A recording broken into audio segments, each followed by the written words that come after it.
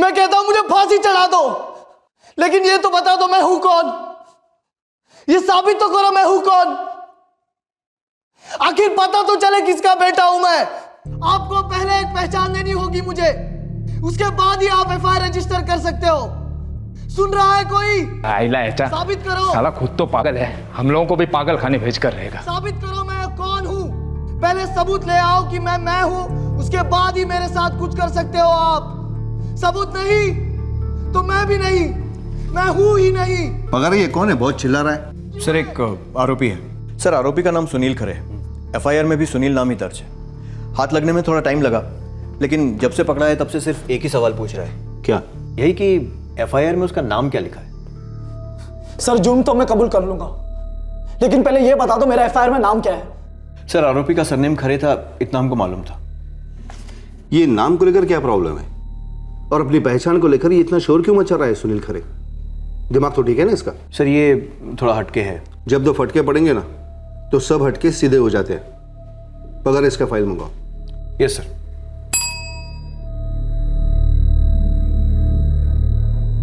ये परशुराम बाद में ऐड हुआ है क्या? जी सर। इसका बाप का नाम है? Yes sir. पकड़, ये केस क्या है? कोई केस ही नहीं है। अगर आप ये साबित नहीं कर सकते कि मैं हूं तो मैं कौन हूं। आखिर यह जुर्म किया किसने है, पहले मेरी पहचान साबित करो। सुनील खरे एक संगीन जुर्म के लिए जेल में था। बड़ी लंबी चेस के बाद सुनील पुलिस के हाथ आया था, लेकिन उसे सिर्फ अपनी पहचान की पड़ी थी, और अपनी पहचान के साथ सुनील की यह जंग 2 साल पहले छिड़ गई थी। इस जंग में वो अकेला नहीं था, उसे इस दुनिया में लाने वाली उसकी मां भी इस जंग में शामिल थी।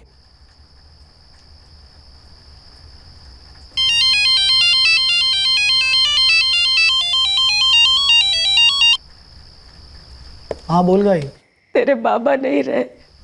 क्या? सब खत्म हो गया।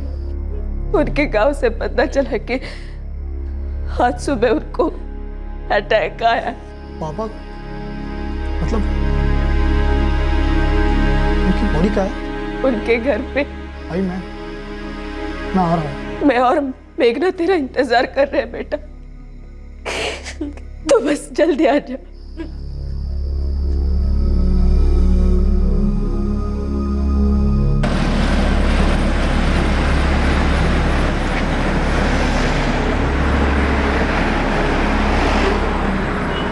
उस वक्त मैं इंजीनियरिंग के 3rd ईयर में था, नासिक में।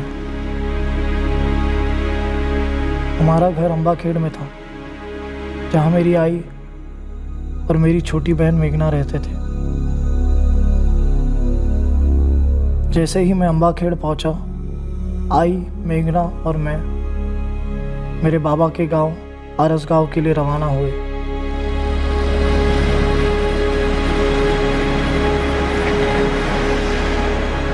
आई, बाबा वहां कब गए थे? पिछले हफ्ते, जब से उनकी तबीयत ठीक नहीं थी। मेरे बाबा ने आखिरी सांस अपने बाबा के घर में ली थी, आरस गांव में। उस घर में हमारी आई और हम दोनों भाई बहन पहली बार कदम रखने जा रहे थे। उस सवाल का जवाब हमें उस मनोज दिन मिला। थांबा तिकडेच, अंदर मत आना। इस घर के दरवाजे पहले भी तुम लोगों के लिए बंद थे, आज भी है और आगे भी रहेंगे। कोई रिश्ता नहीं है तुम्हारा हमारे साथ। निकल जाओ यहाँ से। गिरीश बेटा, परशुराम जी मेरे पति थे, इन बच्चों के बाप। तुम लोगों का इस घर पर और इस घर के लोगों पर कोई हक नहीं है। मेरे बाबा पर मेरा हक है या नहीं, ये दुनिया में कोई नहीं बता सकता, समझे आप? बाबा? तुम्हारे बाबा कौन है हमें नहीं मालूम, और हमें पता भी नहीं करना। परशुराम के कोई बच्चे नहीं थे। नौटंकी बंद करो, जाओ यहाँ से। जीते जी तो हमें ठीक से जीने नहीं दिया, अब मौत के बाद तो कम से कम हमारा ये हक मत छीनो। एक बाप का क्रियाक्रम उसका बेटा ही करता, और सुनील उनका बेटा है। एक बार तुम्हें समझा दिया ना कि परशुराम के ना बेटा था ना बेटी। उसका अंतिम संस्कार मेरा बेटा गिरीश करेगा। चलो निकलो यहाँ से, ये तो निकाल दी जाओगे। सदाशिव बाबू, ऐसा मत करो। और मेरी आई मेरे काका सदाशिव खरे और उनके बेटे गिरीश खरे के सामने उनके शव के लिए भीख मांग रही थी। और वो मेरी माँ को जलील कर रहे थे। औकात मेरे समझ गई। तो परशुराम की क्या लगती थी वो शरीफ लोग नहीं बोल सकते। अगर तू फिर भी सुनना चाहती है तो सुन ले, तू परशुराम की सिर्फ रखेल थी। रखेल नहीं। आई बाबा हम लोगों से इतना प्यार करते थे,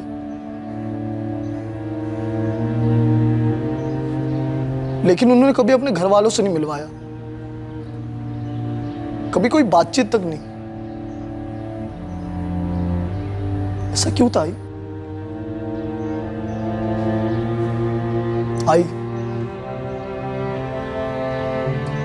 आई तुला बोलावंच लागेल आज। मैं जवाब सुनकर ही रहूंगा। आपको बाबा की पत्नी क्यों नहीं मानते थे? हमें बाबा के बच्चे होने का हक क्यों नहीं दिया गया? बोल आई।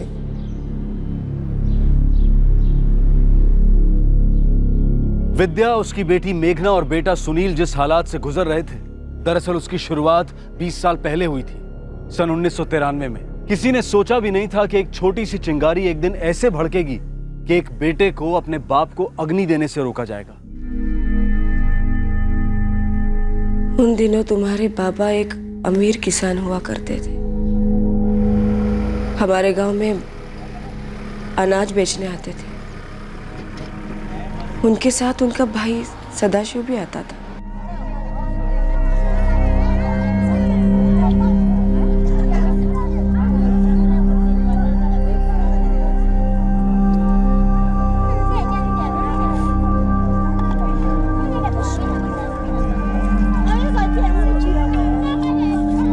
क्या पाहिजेगा? 2 रुपए किलो। विद्या का ना तुझं नाव? लंबे अरसे बाद मुलाकात हुई तुझसे। तुम्हारे बाबा और मैं सालों से एक दूसरे को जानते थे। तब मैं सब्जियां बेचा करती थी। ये बात तब की है जब ना उनकी शादी हुई थी ना मेरी। मतलब बाबा के पहले भी आपकी शादी हुई थी? तेरे पति के देहांत के बारे में सुना, बहुत अफसोस हुआ। तो अभी कहाँ रहती है, किसके साथ? आनंद बाबू और दीपा भाभी के साथ। उषा जी की तबीयत कैसी है? दिन ब दिन बदतर ही होती जा रही है। अभी तो खाट पे ही रहती है वो। उषा कौन आई? उषा तुम्हारे बाबा की पहली पत्नी। वैसे तो तुम्हारे बाबा और मैं एक दूसरे को बहुत सालों से जानते थे, लेकिन तकदीर को कौन जानता था। हमें अलग अलग दिशाओं में खींच ले गई और फिर पास भी लाने लगी। ये जो कुछ भी हो रहा है हमारे बीच, ये गलत है। खैर मैं तो विधवा हूं, लेकिन आप तो शादीशुदा हैं। विद्या, गलत वो होता है जो किसी को दुख दे। हम दोनों एक दूसरे को खुशियां देना चाहते हैं। हर इंसान खुशियों का हकदार है। विद्या, जिंदगी एक ही है हमारी। लेकिन समाज भी एक ही है और समाज का काम भी एक ही है, बात करना, बदनाम करना। कैसे होगा हमारा? मैं उषा की पूरे मन से देखभाल करता हूँ। जब जब उसे अस्पताल लेके जाना होता है, मैं उसे खुद लेके जाता हूँ।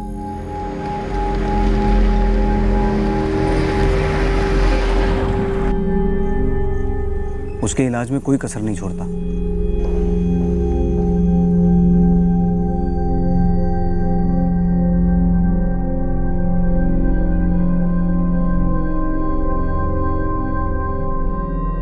आपकी पत्नी कैंसर का इलाज करा रही है और ऐसी हालत में मां बनना ठीक नहीं होता, क्योंकि मां और बच्चे दोनों को खतरा होता है।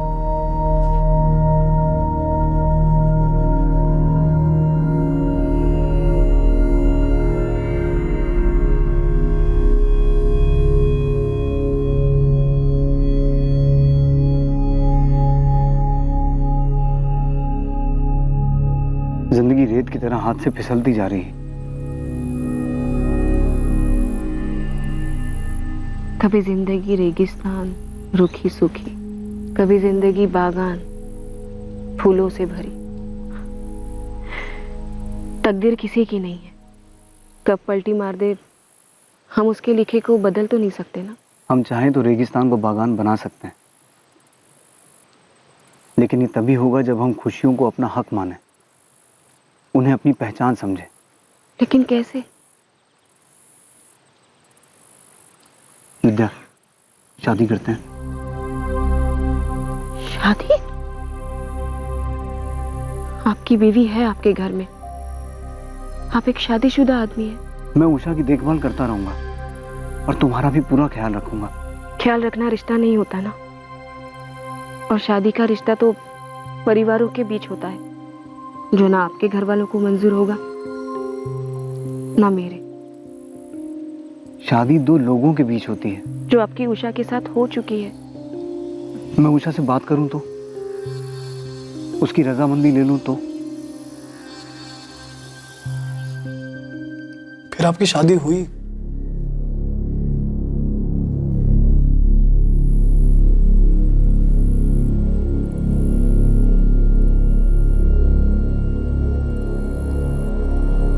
एड़ा हो गया रे, तो इतना स्वार्थी कब से हो गया? दादा, अपनी सारी जिम्मेदारियां निभा रहा हूं मैं, लेकिन अपनी तरफ भी मेरी कुछ जिम्मेदारी बनती है। उषा सिर्फ तेरी जिम्मेदारी है और कुछ नहीं? अगर उषा की जगह तूने खटिया पकड़ी होती और वो ऐसा करती तो तुझे कैसा लगता? बोल। हमारे समाज में आदमी की एक ही शादी होती है, और ये विद्या कौन है? छोटी जाति की, ऊपर से विधवा। ना, ये नहीं चलेगा, समझ ले। उषा के रहते हुए तेरी दूसरी शादी नहीं होगी। बीवी एक ही होती है और उषा है तुम्हारी धर्मपत्नी। बाबा, अगर उषा राजी हो जाए और उसे मेरी दूसरी शादी से कोई एतराज ना हो तो? वो बेचारी तो पहले ही तुम्हारे एहसानों के बोझ तले दबी हुई है, मुंह से कुछ बोलेगी नहीं, लेकिन मन ही मन बहुत रोएगी।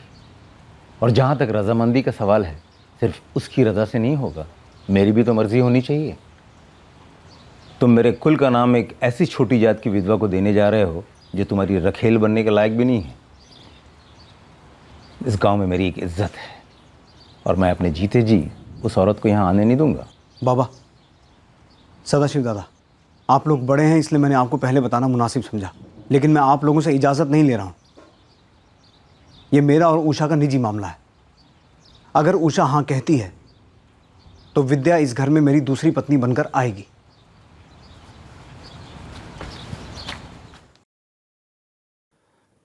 उषा, तू एक पल के लिए भी ये मत सोचना कि मैं तुझसे प्यार नहीं करता। लेकिन उषा, प्यार शब्द के साथ साथ लेकिन ये शब्द जब जुड़ जाता है तो उस जोड़ी, उस रिश्ते की अंत की शुरुआत होती है। मेरे पति मेरी जगह किसी और को दे रहे थे और उसकी इजाजत भी मांग रहे थे। मानती हूँ मैंने उन्हें कोई खुशियां नहीं दी है, बस पूरी जवानी निकल गई उनकी मेरी सेवा करने में।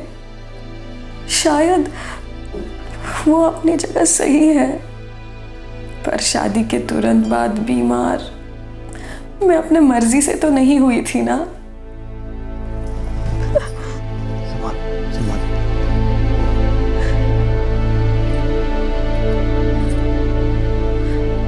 अहो, आप मुझसे ये पूछने आए हो कि क्या मैं आपको किसी और के साथ बांट सकती हूँ? नहीं गा, बांटने का सवाल ही पैदा नहीं होता। मेरा तुम दोनों से प्यार है और बराबर का है। पर आप तो एक ही हो ना हो, आप भी तो मेरा सब कुछ हो। और कौन है मेरा आपके सिवा? कैंसर के दर्द को तो मैं वैसे ही सह रही हूँ, आपको बांटने का दर्द मैं नहीं सह पाऊंगी, नहीं सह पाऊंगी।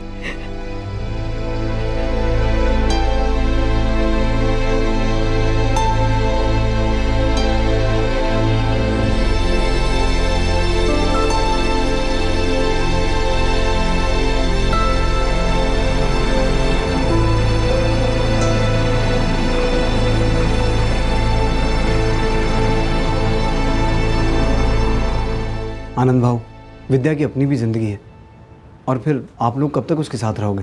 विद्या मेरी बहन है, लेकिन वो आपके लिए क्या है? जब तक आप अपनी पहली पत्नी को तलाक नहीं देते, दुनिया के लिए तो मेरी बहन एक गाली होगी, गाली। और फिर आप खुद भी तो कह चुके हैं कि आपके बाबा और भाई इस शादी को कभी मंजूर नहीं करेंगे, फिर मैं किस मुंह से हाँ कहूँ? समाज की बनाई हुई संस्था शादी दो दिलों के मिलन का दस्तावेज हो ना हो, लेकिन एक कानूनी कॉन्ट्रैक्ट जरूर है। 1955 के हिंदू मैरिज एक्ट के तहत बायगमी यानी कि द्विविवाह न सिर्फ गैर कानूनी है, बल्कि इसे एक दंडनीय अपराध भी माना जाता है, जिसमें 7 साल की सजा भी हो सकती है। इस कानून के तहत पहली पत्नी या किसी सामाजिक गुट की अनुमति या विरोध कोई मायने नहीं रखता। परशुराम खरे कुछ ऐसा करने जा रहा था जो जायज नहीं मालूम पड़ रहा था, लेकिन उसके सामने जो रास्ता था वो परशुराम को जायज नहीं लग रहा था। इनका प्यार एक तरफा नहीं है। जितना ये चाहते हैं कि शादी करके मेरे साथ रहे, उतना मैं भी चाहती हूँ। चाहत का क्या है विद्या, हम सब कई चीजें चाहते हैं। इंसान चीज नहीं है ना भाऊ, इंसान तो जिंदगी है। पर उषा अभी जिंदा है। हाँ ठीक है, बहुत बीमार है, लेकिन अभी है। देखो परशुराम, बहुत सीधी सी बात है, अगर आपको मेरी बहन से इतना प्यार है, शादी करना चाहते हैं, तो उषा जी को तलाक क्यों नहीं देते? नहीं आनंद भाऊ, ये नहीं हो सकता। उषा जब तक जिएगी मेरी पत्नी बनकर रहेगी, मेरी देखभाल में रहेगी। उषा को मेरी उतनी ज़रूरत है जितनी मुझे और विद्या को एक दूसरे की। एक आदमी 2 नाव पे सवार तो नहीं हो सकता ना भाऊ।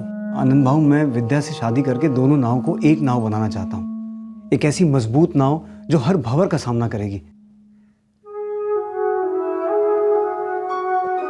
सुशील, महेश, तुम दोनों गवाह बनोगे मेरी और विद्या की शादी के। यार परशुराम, ये भी कोई पूछने की बात है हा? अरे दोस्त हैं हम तुम्हारे। लेकिन तुम शादी करोगे कहाँ और कैसे? जैसे सब करते हैं, मंदिर में विधियों के साथ। तुम्हारे बाबा और मेरी पूरी विधियों के साथ शादी हुई थी। तुम्हारे आनंद मामा भी मौजूद थे शादी में। गायत्री माँ के मंदिर में शादी हुई थी हमारी। दिनकर उपाध्याय पंडित जी थे, और इस शादी के गवाह थे तुम्हारे आनंद मामा, दीपा मामी, और हाँ, तुम्हारे बाबा के दोस्त सुशील निकम और महेश कदम।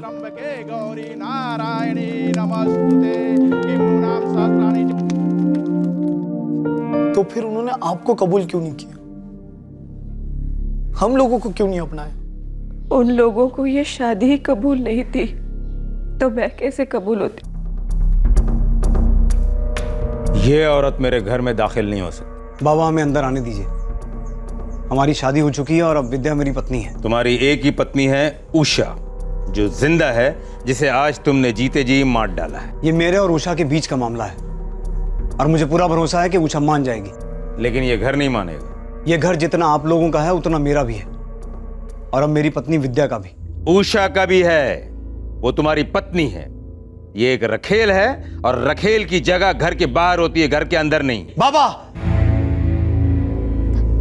मेरी पत्नी के बारे में ऐसे शब्दों का इस्तेमाल मत कीजिए।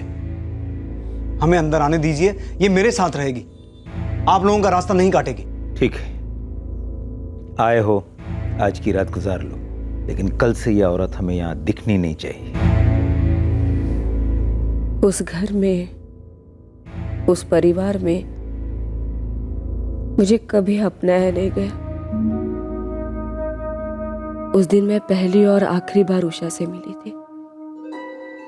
उसका चेहरा दर्द का नक्शा था। मैं उसे आंख नहीं मिला पा रही थी, और वो मुझे भला बुरा कुछ नहीं कह रही थी।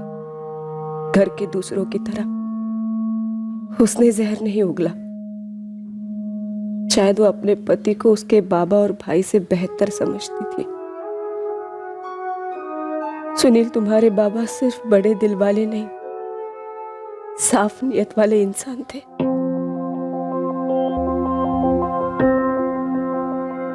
तुम्हारे बाबा ने यहाँ अंबाखेड़ में एक घर ले लिया मेरे लिए, ताकि मेरे और उनके गांव से दूर हम दोनों एक नई जिंदगी शुरू कर सके। उनका वक्त उषा और मेरे बीच बराबर बंटता था। और बटा सिर्फ वक्त था, प्यार कभी नहीं। तब मैंने उतनी खुशी उनके चेहरे पर कभी नहीं देखी। और फिर मेघना को हाथ में लेकर खुद बच्चे हो गए थे। डबा व्यवस्थित खायचा आणि मस्ती नाही करायची। चला चला पळा पळा पळा। टाटा। विद्या, मैं 5वीं तक ही पढ़ा, लेकिन पढ़ाई का महत्व अब समझ में आता है। तू देखना, हमारे बच्चे खूब पढ़ेंगे। मैं इनकी पढ़ाई का हर इंतजाम करूंगा। पढ़ाई अच्छे से होगी, ऑफिसर बनेंगे, साहब बनेंगे, इज्जत होगी,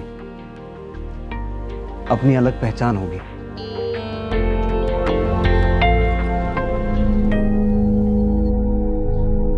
पापा जब भी घर नहीं होते आप हमें कहती कि वो काम से बाहर गए हैं। कभी पूरा पूरा हफ्ता, कभी महीने। तब वो वहां उषा के साथ होते। नहीं, उषा से तो उनके कोई बच्चे नहीं थे। तो दादाजी को कभी मन नहीं किया कि बस एक बार हमसे आके मिल लें? वो लोग तुम्हें गंदा खून समझते थे।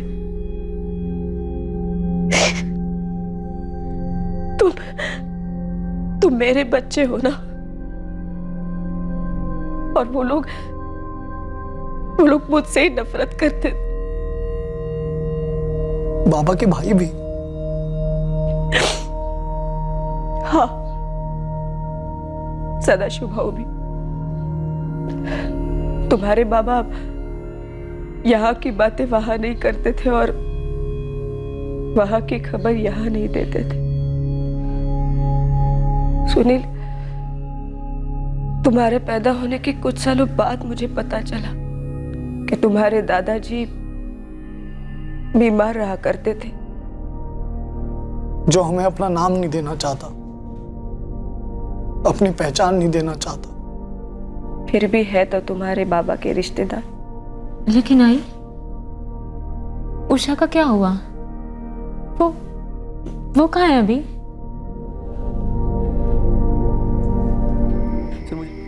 काय झालंय तुम्हाला? अब पहले तो इतनी नहीं पीते थे। क्या उषा के जाने का गम आपसे सहा नहीं जा रहा है? आपको कभी लगता है, पछतावा है कि मेरे आने से आपने उषा के साथ कोई बेवफाई की? नहीं कहा, कभी नहीं। ऐसा सोच भी मत। उषा तू मेरे बच्चों जैसी थी रे। मैं जी जान से उसकी देखभाल करता था।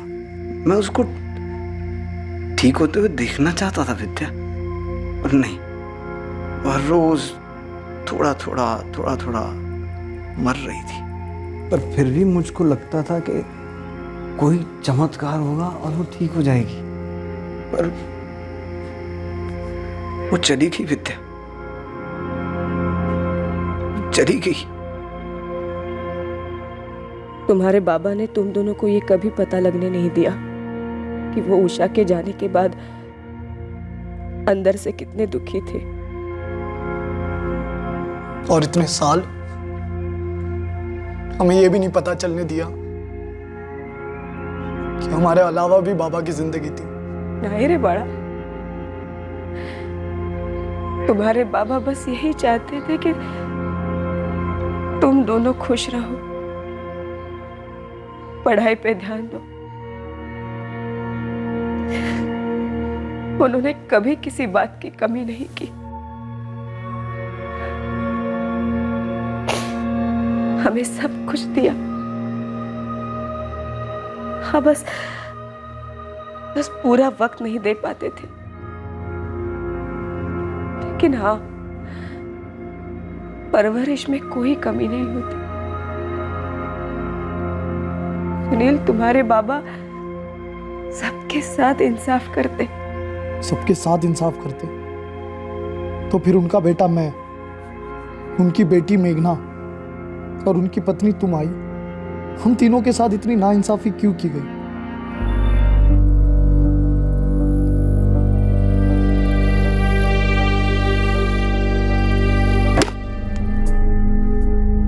अगर हमारे बाबा इतने अच्छे आदमी थे, हम सबका भला चाहते थे, तो उनके भाई की हिम्मत कैसे हुई आपको गाली देने की और हमको नाजायज और कहने की? सुनील, तुम्हारे बाबा के परिवार वालों ने हमारे साथ जो भी बर्ताव किया, तुम्हारे बाबा ने मुझे और तुम दोनों को सब कुछ दिया है। वो लोग मायने नहीं रखते हमारे लिए। और अब हमें तुम्हारे बाबा के लिए एक अच्छी जिंदगी बनानी है। वो भी यही चाहते थे। अब हमें दुनिया से कोई लेना देना नहीं।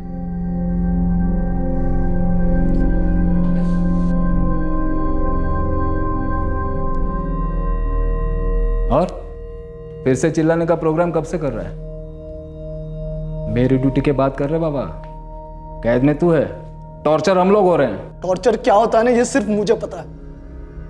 मानो अंदर किसी ने तेजाब डाल दिया हो और उस तेजाब को शांत करने का एक ही तरीका है, आपको साबित करना होगा मैं कौन हूं, मेरी पहचान क्या है। आपको साबित करना होगा, आपको साबित करना होगा मैं कौन हूं, मैं किसका बेटा हूं। आपको साबित करना होगा, आपको साबित करना होगा मैं कौन हूं। सर, मैंने विद्या खरे से भी बात की है, सुनील की माँ। उन्हें उनकी पहचान नहीं दी गई। वो इसके लिए काफी लंबी लड़ाई लड़ रही हैं, ऑलमोस्ट 1 साल से।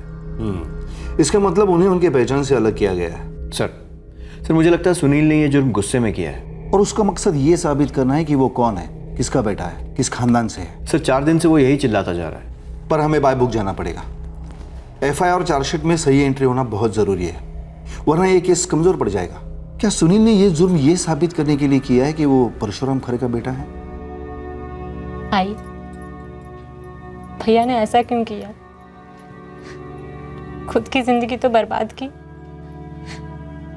हमारी भी बर्बाद कर दी।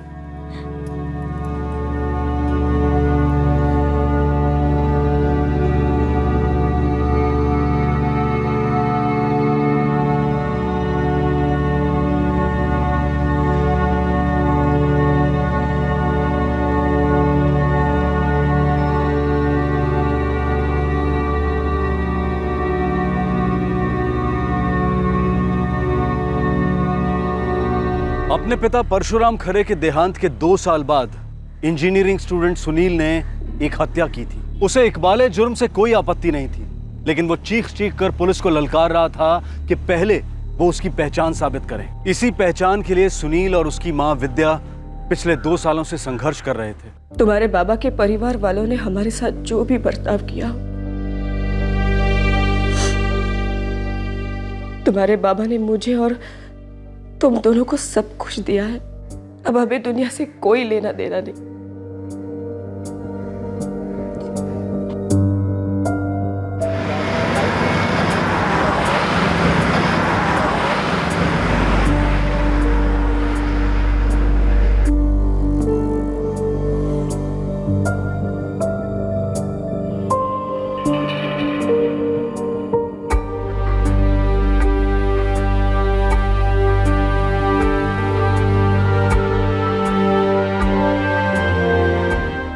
वो अगले हफ्ते लास्ट डेट है फीस भरने की। हो बाबा, आ जाएंगे पैसे। कैसे आएंगे आई? मैंने बोला ना, तू चिंता मत कर, जैसे पहले आते रहे अभी भी आ जाएंगे। बस तेरी पढ़ाई पे कोई आंच नहीं आनी चाहिए। तुम्हारे बाबा और मैं बस इसी के लिए तो जिए। आई, वो मेरी फीस माहिती है मला, तेरी भी फीस भर दी जाएगी। जी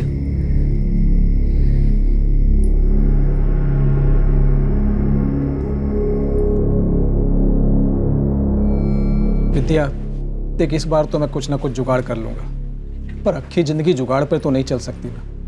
और फिर मेरी दूसरी जिम्मेदारियां भी तो हैं। मैं समझती नहीं हूँ क्या भाऊ,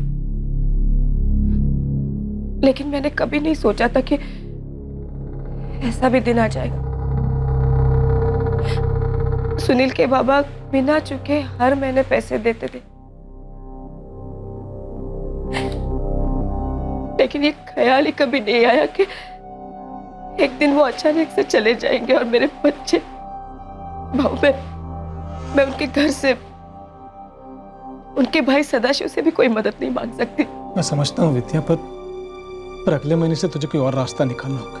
मेरा हाथ काफी तंग है विद्या, और फिर झूठा दिलासा देने से हालात तो नहीं बदलेंगे ना।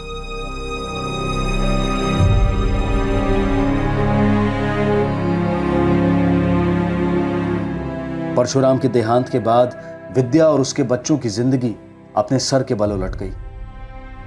विद्या के पास घर चलाने, सुनील और मेघना की पढ़ाई जारी रखने का कोई जरिया नहीं था। सुनील को पता था कि उसकी मां खून पसीना एक कर रही है, और फिर भी वो किसी तरह से काफी नहीं है। बेबसी सुनील को कुरेद रही थी। मेघना भी इस बेबसी और लाचारी में लिपट गई थी। माना कि गरीबी इंसान की सबसे बड़ी दुश्मन है, लेकिन जब गरीबी के साथ साथ इंसान की गरिमा और उसकी पहचान भी छिन जाती है, तब जिंदगी हर तरीके से असहाय हो जाती है। कभी कभार तकदीर मेहरबान होकर राहत भी भेजती है, लेकिन विद्या को इस राहत तक पहुंचने में काफी भटकना पड़ा था, रेंगना पड़ा था।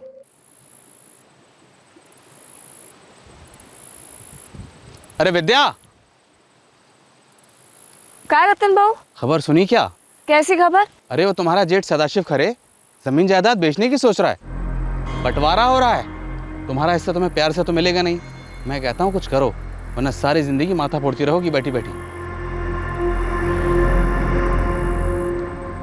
विद्या, मेरे बाबा ने हमारी शादी को भी स्वीकार नहीं किया, मुझे कई मौक़ों में जलील किया, लेकिन उन्होंने कभी मेरे साथ नाइंसाफ़ी नहीं की। आप उनके छोटे बेटे हैं, बहुत प्यार करते थे आपसे। शायद इसीलिए नासिक में जो 5 एकड़ ज़मीन उन्होंने मेरे नाम पे ली थी, उसे मेरे नाम पे ही रहने दिया। गुस्से में आकर मुझे उससे बेदखल नहीं किया। बहुत बड़ा दिल था उनका। आपने अपना बड़ा दिल उन्हीं से तो पाया है। अब मैं उम्मीद करता हूँ कि हमारा बेटा सुनील भी इस चीज़ को अपनी ज़िंदगी में अपनाए। ज़रूर, क्यों नहीं। विद्या, वो नासिक वाली 5 एकड़ ज़मीन को मैं ऐसे ही रहने दूंगा। वो हमारे सुनील और मेघना के लिए बीमा होगी। कभी आगे ज़रूरत पड़ेगी तो बेच देंगे। भाई अगर ऐसा है तो समझ लीजिए कि बाबा ने हमें आसमान से बचा लिया है। अरे हाँ ना, मैं तो इस जमीन के बारे में भूल ही गई थी। हाँ, अब पता चला है कि सदाशिव भाऊ जमीनें बेच रहे हैं, बंटवारा हो रहा है। मुझे अब अचानक से याद आ गया। आई, पर आपने इस जमीन के सारे कागजात संभाल के रखे हैं ना? नहीं रे, उस जमीन के कागजात तो कभी थे ही नहीं मेरे पास। तो फिर? तू फिक्र मत कर, उस जमीन के कागजात तेरे दादाजी के घर में होंगे। और उस घर में हमारे साये को भी एंट्री नहीं है। सदाशिव काका उन्हीं कागजात पे बैठे होंगे। आपको लगता है वो उस जमीन का 1 इंच भी हमें देंगे?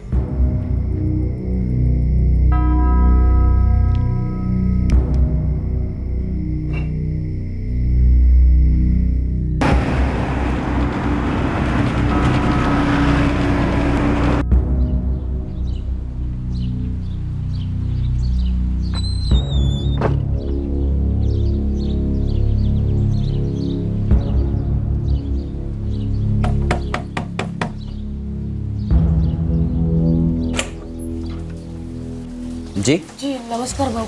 नमस्कार। मुझे सदाशिव भाऊ से मिलना है। अपन कौन? विद्या परशुराम खरे। ठीक है, रुको यहीं।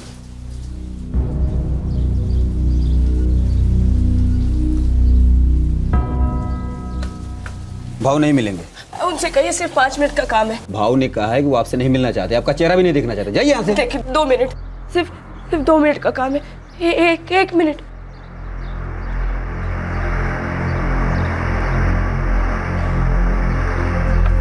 भाऊ आ जाएंगे थोड़ी देर में, इंतजार करो। हे, यहाँ नहीं, वो वहाँ उधर नीचे। जी।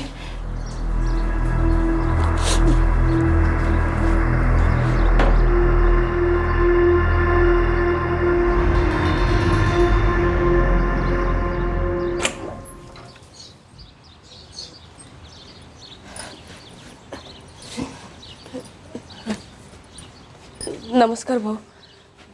तुझसे साफ साफ कहा गया था ना, इस घर में मत आना, ना तू ना तेरे बच्चे। भाऊ, मेरे पति परशुराम जी ने मुझे बताया था कि सुनील के दादाजी ने नासिक में कुछ 5 एकड़ की जमीन खरीदी थी सुनील के बाबा के लिए। हमारे बाबा ने उनके बच्चों के लिए क्या खरीदा क्या नहीं, उससे तुझे क्या लेना देना। परशुराम जी ने मुझे बताया था कि वो जमीन उन्होंने सुनील और मेघना के लिए बचा के रखी थी। बस उस जमीन के कागजात चाहिए थे मुझे। काय भरत बोल। नासिक में जो जमीन है वो परशुराम जी की है, उन्हें उनके बाबा ने दी थी। और जो परशुराम जी ने अपने बच्चों को दी है, उस जमीन के कागजात। हे बक, तेरा दिमाग खराब हो गया, मेरा दिमाग खराब मत कर। चलने गया। दया करा भाऊ, आप ही के खानदान का खून है मेरे बच्चे, और वो जमीन उनके हक की है। हमारे खानदान के खून की तू बात मत कर। मेरे भाई परशुराम की रखाई ले तू। 4 और होंगी यहाँ वहाँ, वो सब अपने पिल्लों को लेके आ जाएंगी, तो उन सब को हम अपनी जमीन बांटते फिरेंगे क्या? ऐसे शब्द मत कहिए भाऊ। परशुराम जी और मेरी मंदिर में भगवान के सामने शादी हुई थी, और वो जमीन मेरे बच्चों का भविष्य है भाऊ। बस वो एक जमीन दे दीजिए हमें, मैं और कुछ नहीं मांगूंगी। मैं लिख के देने के लिए तैयार हूँ भाऊ। लिख के देगी? धमकी दे रही है मुझे? नहीं भाऊ, भीख मांग रही हूँ। तो तुझे जमीन के कागज चाहिए तो जा 7-12 उतारा लेके आ। 7-12 उतारा? हर जमीन का दाखिला होता है सरकार के पास, उसे बोलते हैं 7-12 उतारा।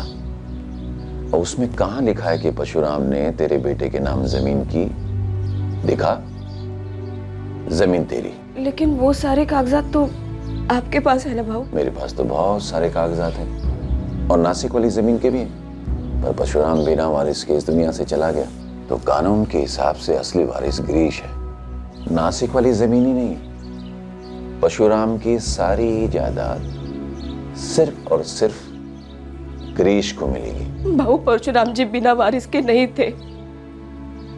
बेटा है उनका सुनील, बेटी है। आप तो सब कुछ जानते हैं ना भाऊ। जानना एक बात होती है, मानना दूसरी बात। कानून दूसरी बीवी को नहीं मानता, तो नाजायज औलाद को कहां से मानेगा? तुझे रानी झांसी बनने का शौक है तो तू बन, मुझे कोई फर्क नहीं पड़ता। जा तहसीलदार के दफ्तर में जा, 7-12 उतारा ले आ, और साबित कर दे कि तेरे दोनों बच्चे मेरे भाई परशुराम के जायज औलाद हैं। अगर ऐसा हुआ ना, तो मैं तुझे कागजात दे दूंगा जमीन के।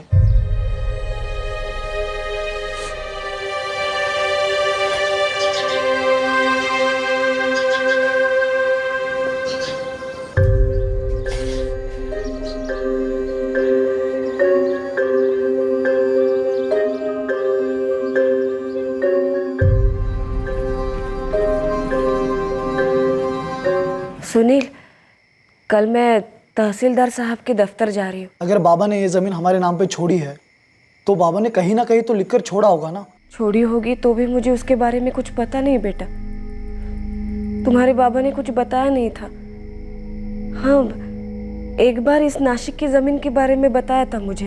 तो तू तहसीलदार के ऑफिस में क्या पूछेगी, क्या बोलेगी उनसे? सब लोग एक जैसे नहीं होते सुनील। तुम्हारे बाबा की तरह इंसाफ करने वाले और लोग भी होंगे ना इस दुनिया में।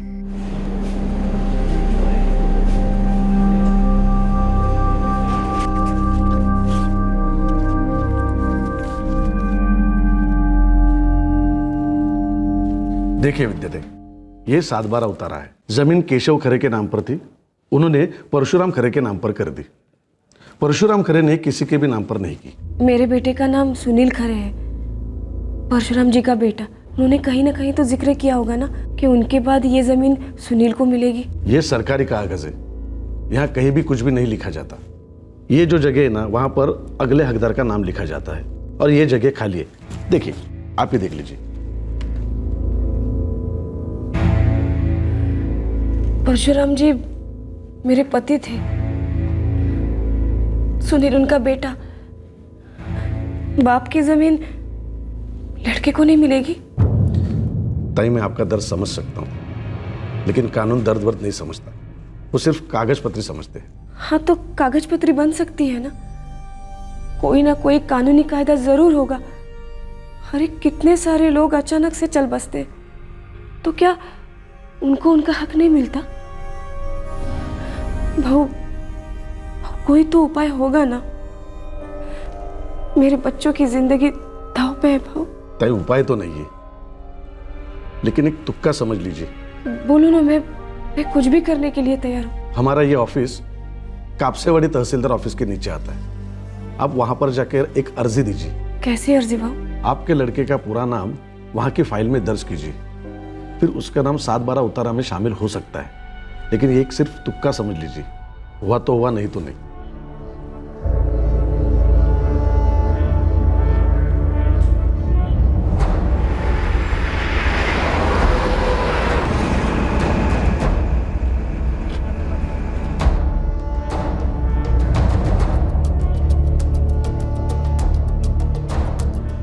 विद्या जी, आपके बेटे का नाम तो रजिस्टर हो सकता है, लेकिन उसके लिए हमें कुछ पुरावा लगेगा, सर्टिफिकेट लगेंगे। कैसा सर्टिफिकेट?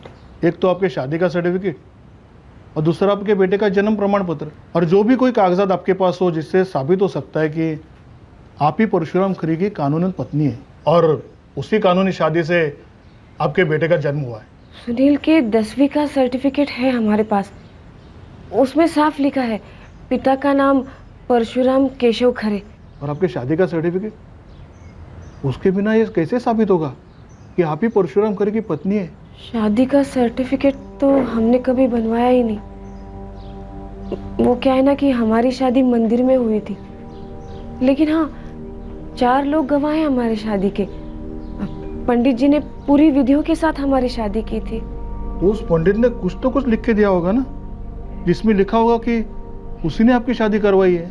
ऐसा कुछ लिख के नहीं दिया उन्होंने। अब 20 साल हो गए हैं। कुछ फोटोग्राफ, किसी ने एक तो कुछ फोटो निकाली होगी। अभी आपने कहा कि कुछ 4 लोग आपके शादी में शरीक हुए थे। शादी का फोटो भी नहीं है, लेकिन हमारी शादी में मेरी तरफ से मेरे बड़े भाई आनंद भाऊ और दीपा भाभी और मेरे पति के दोस्त सुशील निकम और महेश कदम थे।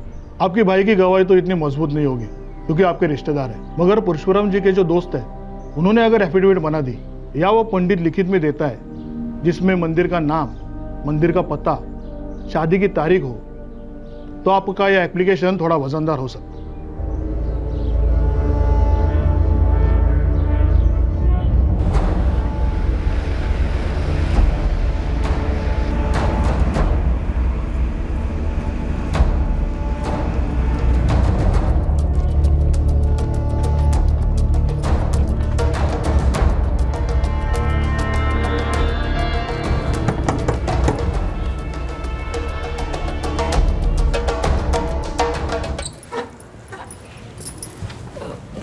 नमस्कार।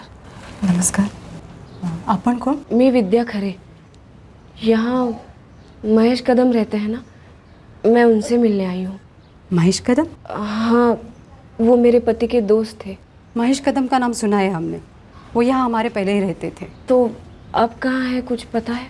सुना है कि वो गुजर गए। हाँ, महेश जी का और एक दोस्त था सुशील निकम, उनके बारे में कुछ पता है आपको? नहीं, मैं तो महेश कदम को कभी मिली भी नहीं। हम लोग 4 साल पहले यहाँ रहने आए हैं।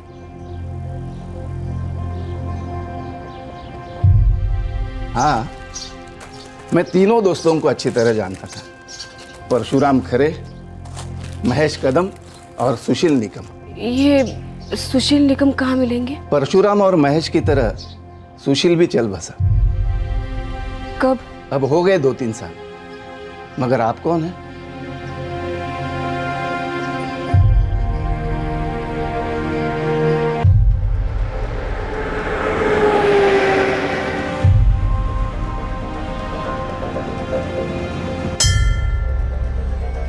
दिनकर उपाध्याय नाम था उनका। वो तो मेरे काका थे, पर 7 साल पहले उनका देहांत हो गया।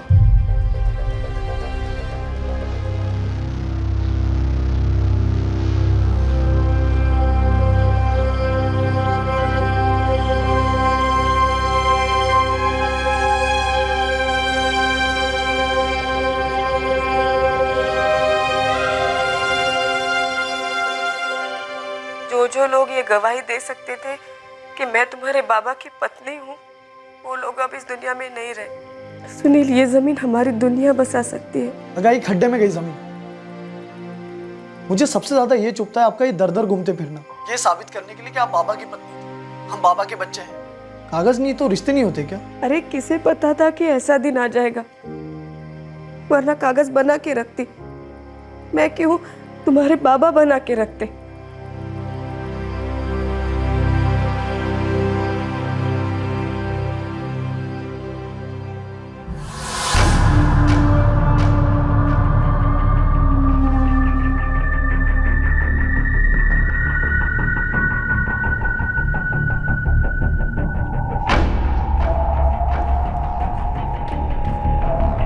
ए, इतना समझाया तेरी माँ को, अब तुझे भेज दिया।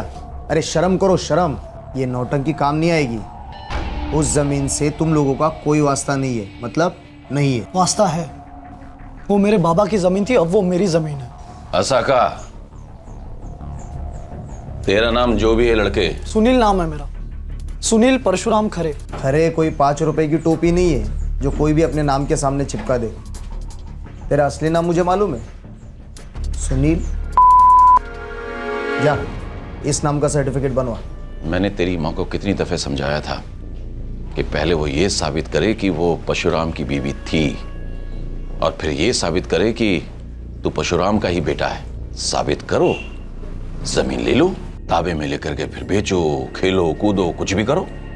मेरी आई की शादी मेरे बाबा से हुई थी, यानी परशुराम खरे से हुई थी, और मैं परशुराम खरे का बेटा हूं, सुनील खरे। इसमें साबित क्या करना है? काका, आप लोग इस तरह से परेशान क्यों कर रहे हो? परेशान? जब तुम हमारे लिए कुछ हो ही नहीं तो परेशानी किस बात की? वो तो तुम लोग हो जो भिखमंगों की तरह हमारे दरवाजे की चौखट को मैला कर जाते हो। ऐसा है तो मेरे दादाजी ने मेरे बाबा के नाम पे जमीन क्यों खरीदी, वापस क्यों नहीं ली उनसे? और मेरे बाबा के लिए घर के दरवाजे बंद क्यों नहीं हुए? वो सब तेरी माँ को पता है, जाके पूछ उससे। हमारे पिताजी केशव खरे ने उस औरत को इस घर से भगा दिया था। उसी केशव खरे ने अपने छोटे बेटे परशुराम पर दया खा करके नहीं भगाया। इस घर से तुम्हें 5 एकड़ जमीन तो क्या, 5 बूंद पानी भी नहीं मिलेगा। चलने।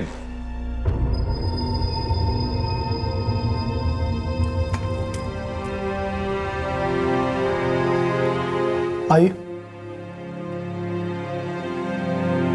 मैं साबित करूंगा कि आप बाबा की पत्नी थी और हम उन्हीं के बच्चे हैं। अब ये लड़ाई जमीन की नहीं आई, अब ये लड़ाई हमारे नाम की है, हमारे पहचान की है।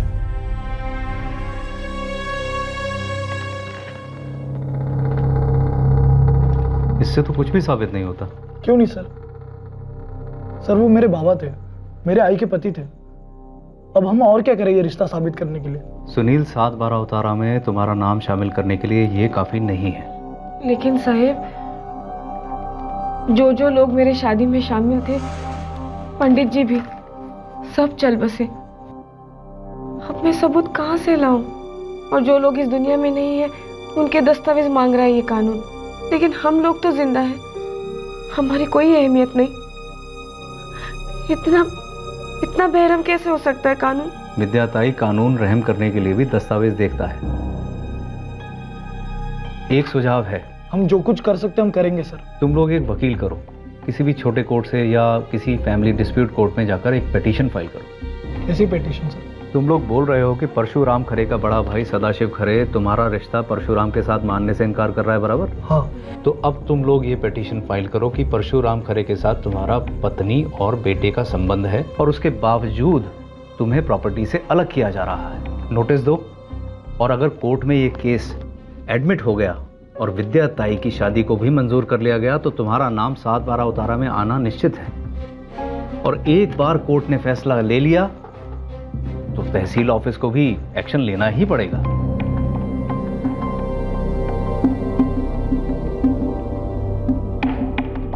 आई, मैंने सोच लिया कि हम कोर्ट में अर्जी दाखिल करेंगे।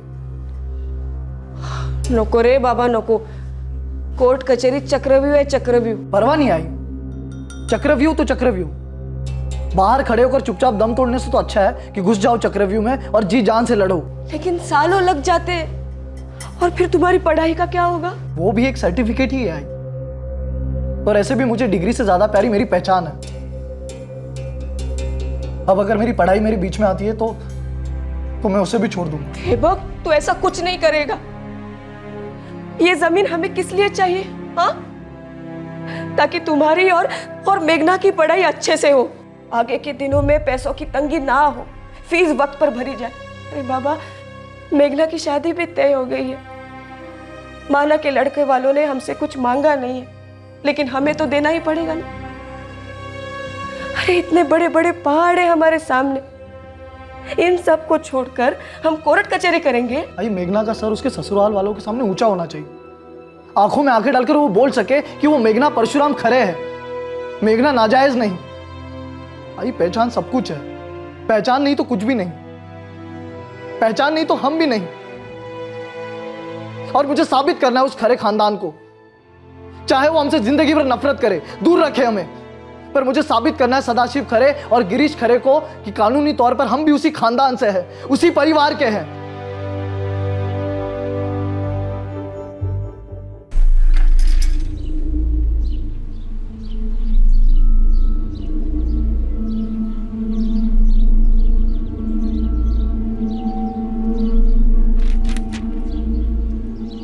कोर्ट का नोटिस भेजा है कि जब तक जमीन की नाम का फैसला नहीं हो जाता, ना तो ये जमीन किसी को दे सकते हैं, ना किसी के नाम कर सकते हैं, ना ही किसी को बेच सकते हैं। वो लोग कभी कुछ साबित नहीं कर पाएंगे बाबा। पर एक बात तो साबित कर दी कि वो मूर्ख है। अब देखते हैं कितनी ताकत है उन्हें लड़ने की।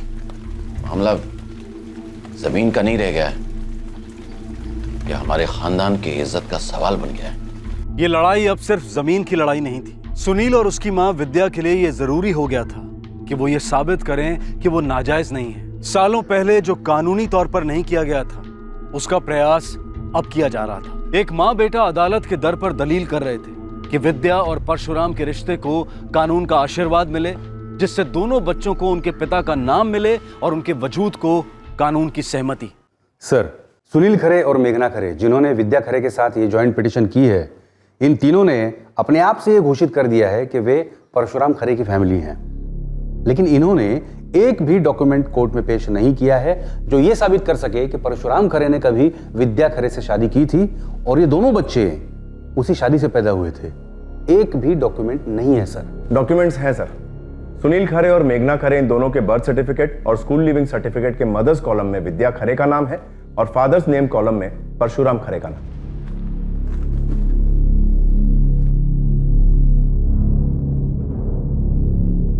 सर, अगर मैं बाहर सड़क पर जाकर कोई पत्थर हवा में उछालता हूं तो बहुत चांसेस हैं कि वो जाकर किसी न किसी परशुराम खरे को लग जाए। महाराष्ट्र में हजारों परशुराम खरे होंगे सर। सर, मेरे क्लाइंट्स के क्लेम को उसी परशुराम केशव खरे के बड़े भाई सदाशिव केशव खरे ने कॉन्टेस्ट किया, किसी राह चलते नहीं। लेकिन सर, विद्या खरे के पास कोई सबूत नहीं है कि वो परशुराम खरे की पत्नी कहलाए। मेरे क्लाइंट सदाशिव खरे के पिता केशव खरे ने क्लेम की गई जमीन अपने दूसरे बेटे परशुराम खरे के नाम कर दी थी, जो इस दुनिया में नहीं है। उनकी धर्म पत्नी थी उषा परशुराम खरे और वो भी इस दुनिया में नहीं है। इस दंपत्ति की कोई भी संतान नहीं थी।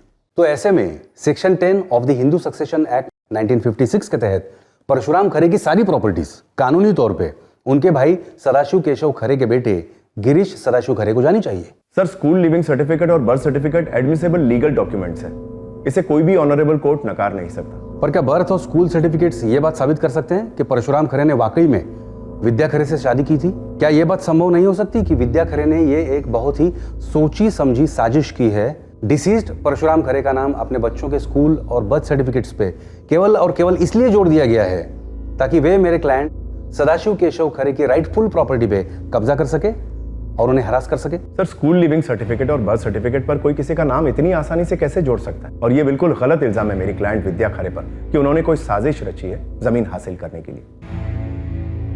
बच्चों के नाम स्कूल लिविंग सर्टिफिकेट्स में बरसों पहले जोड़े गए थे, जो कि नेचुरल ड्यू कोर्स में हुआ था। आज मेरी क्लाइंट अपनी हक की जमीन मांग रही है क्योंकि उनके पास कोई ऑल्टरनेट साधन नहीं है कमाई का। इतने साल उनके बच्चों की परवरिश और उनके घर का खर्च परशुराम खरे की कमाई से चलता था और परशुराम खरे के देहांत के बाद डिसीज की प्रॉपर्टी विद्या खरे और उनके बच्चों को ही जानी चाहिए। मैं ऑनरेबल जज से दरखास्त करता हूं कि मेरी क्लाइंट विद्या खरे और परशुराम खरे की मंदिर में पूरी विधियों के साथ हुई शादी को मंजूर किया जाए, उसे लीगल माना जाए। शादी 30 सितंबर 1993 को हुई थी साहब। गायत्री देवी का मंदिर है अम्बाखेड़ में, वहीं पर हुई थी। मैं और मेरी पत्नी दीपा दोनों शादी में मौजूद थे। शादी के मामलों में रिश्तेदारों की गवाही काफी कब से होने लगी? मंदिर में होने वाली शादी के मामले में कम से कम 2 गवाहों की जरूरत पड़ती है, जिसमें कम से कम एक गवाह ऐसा हो जो कि रिश्तेदार ना हो। और विद्या खरे ने शादी का कोई भी डॉक्यूमेंट या डॉक्यूमेंट्री फोटोग्राफिक प्रूफ पेश नहीं किया है।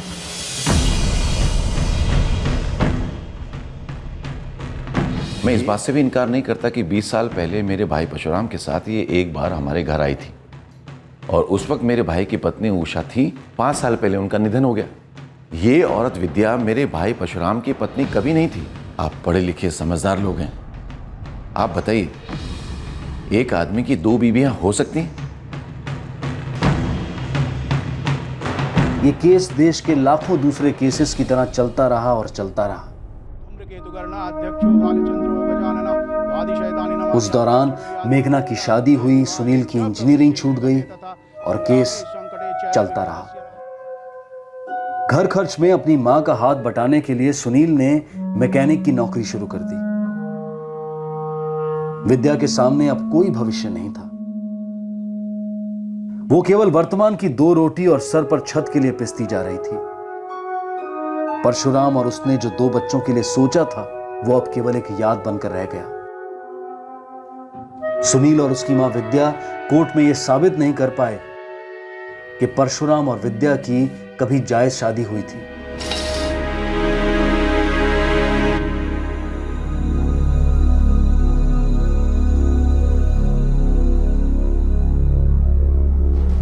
सुनील, अरे हम लड़े हारे, तकदीर को शायद यही मंजूर था। अब वो जमीन भी किस काम की। तुम वापस पढ़ने वाले तो हो नहीं, मेघना भी अपने घर में है। बस 2 वक्त की रोटी और एक छत का सवाल है।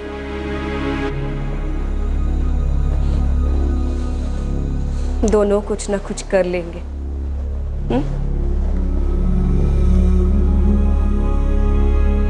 वो प्रॉपर्टी, हम तो उसके बारे में जानते तक नहीं थे, आई को भी याद नहीं था। वो प्रॉपर्टी हमारे हिस्से में आती या नहीं आती पता नहीं, उससे क्या फर्क पड़ता, लेकिन फर्क पड़ा उस जिल्लत से, उन तानों से, उन गालियों से।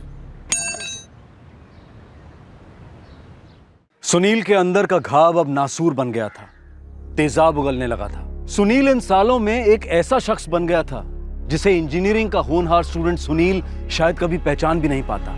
उसके अंदर मायूसी, फ्रस्ट्रेशन और गुस्सा तीनों उबलने लगे थे और फिर छिड़का इस नासूर पर नमक। विद्या खरे और सुनील खरे पर एक अटैक हुआ।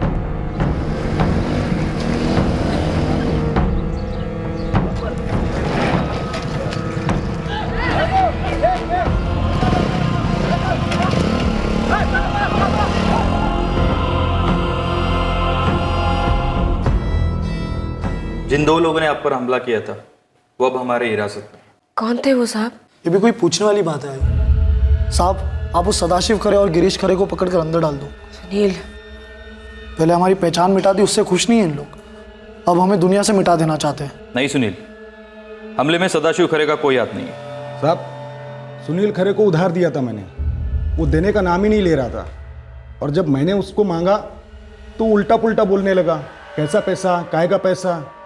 साहब, पैसा दिया था तो गुस्सा आएगा ही ना। ये सरासर झूठ है साहब, मैंने आज तक कभी किसी से उधार पैसे लिए ही नहीं है। वो दोनों तो यही कह रहे हैं और आपने सच मान लिया। उन दोनों को पट्टी पढ़ाकर भेजने वाला भी सदाशिव खरे ही है। कोई सबूत है तुम्हारे पास? ये सही है साहब, दुनिया हम पर जुल्म करे और सबूत भी हम ही पेश करें।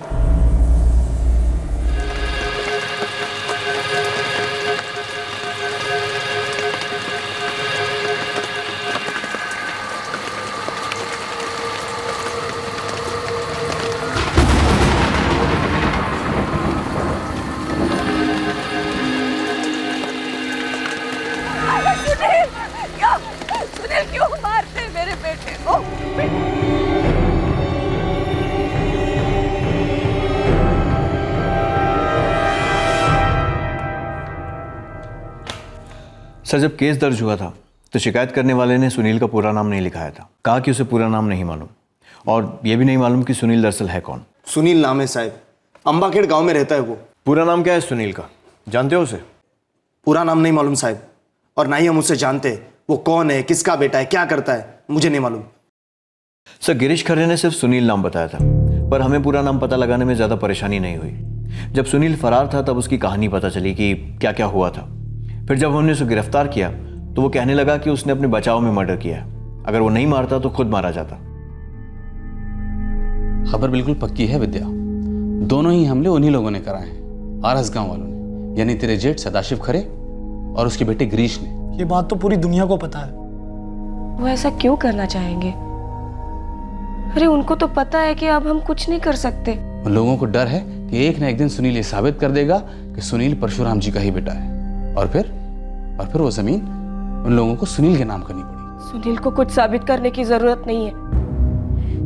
ये परशुराम जी और मेरा बेटा है, बीवी हूं मैं उनकी, और ये सच कभी बदलेगा नहीं। वो क्या है ना कि हम उस घर से बहुत दूर रह रहे, इसलिए वो कायरों की तरह यहाँ आते और हमें मार के चले जाते। अगर हम उस गांव में रहते, आरस गांव में रहते, तो क्या उनकी इतनी हिम्मत होती हमें मारने की? सुनील, रतन भाऊ, मैंने सोच लिया है, अब हम आरस गांव में जाके रहेंगे, उस घर के सामने। तब देखते हैं कितनी हिम्मत करते हैं ये लोग। विद्या और उसके बेटे सुनील ने अपनी पहचान की जंग को अब आरस गांव में लड़ने का फैसला किया। ये वही गांव था जहां 20 साल पहले विद्या जलील हुई थी और परशुराम ने उसे दूसरे गांव में बसाया था ताकि दो गृहस्थियों के बीच कश्मकश ना हो। अब सवाल सिर्फ पहचान और जमीन का नहीं था, अब सवाल था जिंदगी और मौत का।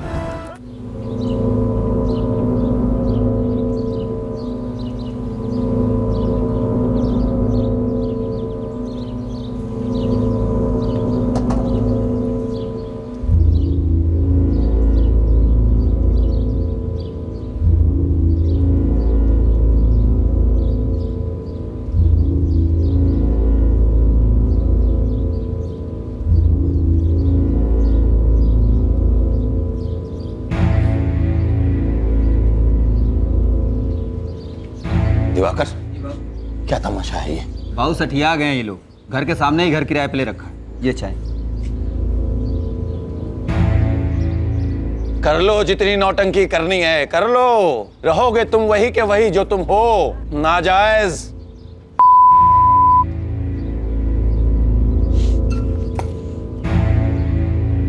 तुम्हें मेरे भाई की जमीन नहीं मिलेगी, ना उसका मिलेगा नाम, तुम्हें मिलेगा बुरा अंजाम। कुतरियानो,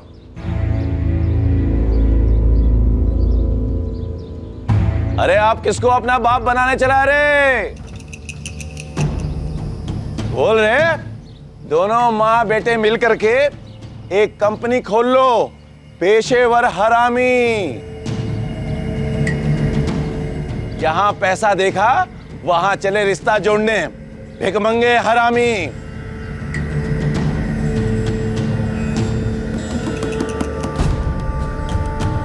क्या आंखें फाड़ फाड़ के देख रहा है रे कुतरानो?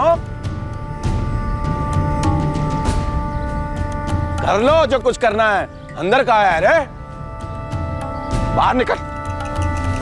अरे कोई रोको इस अरे मेरे बाबा को मार डाला, मेरे बाबा को मार डाला। बाबा, मैं नहीं खाता उसे यहाँ आके रहने के लिए। मेरी भी उतनी ही गलती है, मैं भी उतनी ही गुनहगार हूँ।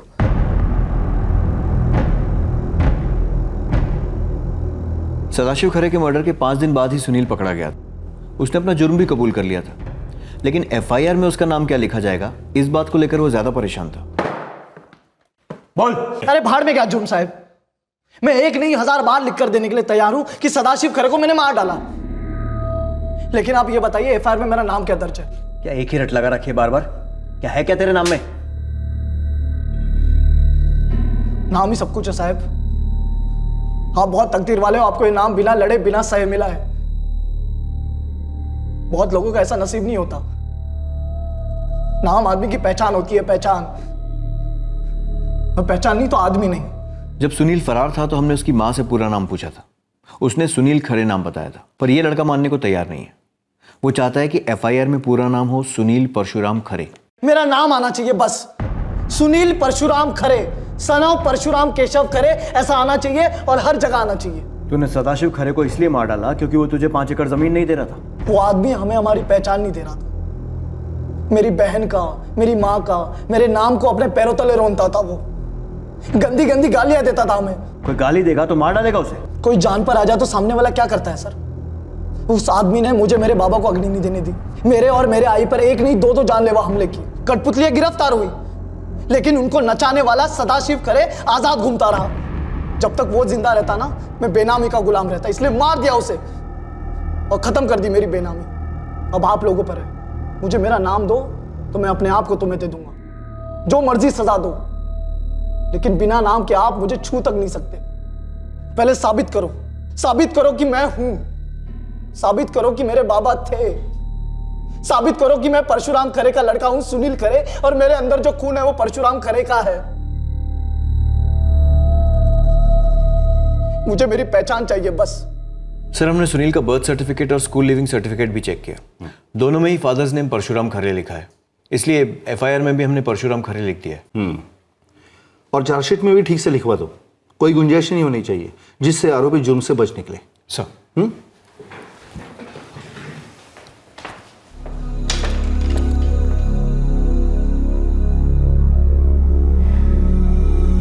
ये लड़ाई हमें कहाँ ले आई सुनील?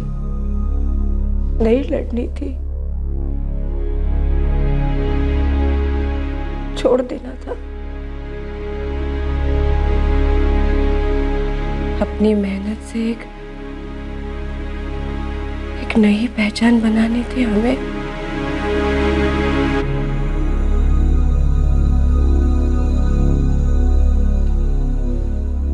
अब हम कौन है सुनील?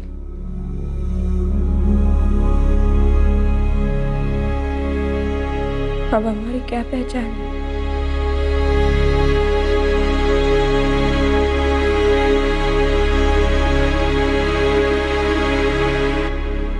सुनील परशुराम खरे को आईपीसी की धारा 302 के तहत कत्ल के इल्जाम में गिरफ्तार किया गया है। फिलहाल वो जुडिशियल कस्टडी में है। सुनील इरादे और फितरत से क्रिमिनल नहीं था। एक होनहार इंजीनियरिंग स्टूडेंट था जो अपनी पहचान की कोशिश में आवेश में आकर एक संगीन जुर्म कर बैठा जो उसे कतई नहीं करना चाहिए था। सुनील को इस जुर्म के लिए जरूर सजा होगी, लेकिन सुनील और उसकी मां विद्या की दुर्दशा एक बहुत ही अहम विषय पर रोशनी डालती है, और वो है दूसरी औरत और उसके बच्चों का हक जब पुरुष अपनी पहली पत्नी से कानूनी तौर पर अलग ना हुआ हो। हमारे देश के कानून के हिसाब से ऐसे रिश्तों को स्वाभाविक तौर पर विरासत का कोई हिस्सा नहीं मिलता। अगर ऐसे रिश्तों को कानून के दायरे में लाने का प्रयास हो तो फिर उस पुरुष पर द्विविवाह यानी कि बायगमी का केस बनता है, और फिर हालात के अनुसार एक या दोनों औरतों को पुरुष से संघर्ष करना पड़ता है मेंटेनेंस के लिए, अपने और अपने बच्चों की देखभाल के लिए। विद्या और परशुराम का रिश्ता जिस दिन से बना उसी दिन से वो दुविधा और उलझनों से घिर गया था। उषा और विद्या दोनों का प्यार और भावनाएं परशुराम को बराबर से खींच रही थी, और परशुराम भी दोनों के साथ बराबर इंसाफ कर रहा था और जिम्मेदारियां निभा रहा था। लेकिन दो पत्नियों के साथ एक पुरुष भले इंसाफ करे, लेकिन कानून विरासत के मामलों में सिर्फ एक ही शादी को जायज मानता है, और उस शादी को साबित करने के लिए कानूनी सबूत पेश करना अनिवार्य हो जाता है। एक तरीके से देखा जाए तो सुनील एक ऐसे हालात का शिकार था जिसमें वो पैदा तो नहीं हुआ था, लेकिन जिसकी वजह से उसकी दुनिया पलट गई थी। लेकिन सदाशिव खरे का कत्ल करके सुनील ने ऐसे हालात पैदा किए जिसके परिणामों से वो पूरी तरह से वाकिफ था। पर क्या विरासत में मिला नाम उतना मायने रखता है या खुद बनाई गई अपनी पहचान? आपसे फिर मुलाकात होगी क्राइम पेट्रोल सतर्क में एक और नए केस के साथ। तब तक अपना ख्याल रखें, सुरक्षित रहें, स्वस्थ रहें, और याद रखें, सही वक्त सही कदम, सतर्क रहें। जय हिंद। इस तरह के और भी एपिसोड देखने के लिए हमारे चैनल को सब्सक्राइब करें और बेल आइकन दबाना ना भूलें।